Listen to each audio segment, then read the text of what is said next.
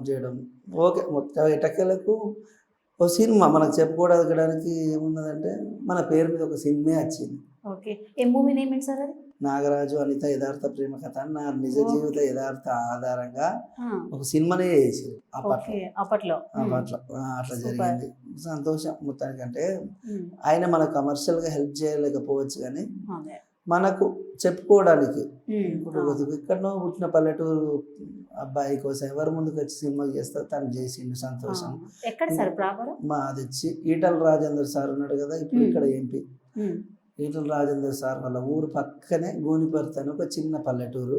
Okay. మా ఊరు మా దోస్తులు కావచ్చు, అందరు హ్మ్. చుట్టుపక్కల ఊరు వాళ్ళు కావచ్చు, ప్రతి ఒక్కరు నన్ను చిన్నప్పటి నుంచే హ్మ్. పాటల పరంగా నేను ఎక్కడన్నా నా ప్రోగ్రామ్ ఉన్నదంటే హ్మ్. నా ఫ్రెండ్స్ ఒక 20 మంది ఇట్లా ఓకే. సైకిళ్ళే అప్పుడు బైక్స్ కూడా లేవు అవును. కదా! సైకిల్సే. సైకిళ్ళు, ఆటోలు అవి ఇవి వేసుకొని బైక్ ఉన్నోళ్ళు బైక్ పట్టుకొని నా ప్రోగ్రామ్ చూడడానికి వచ్చేది.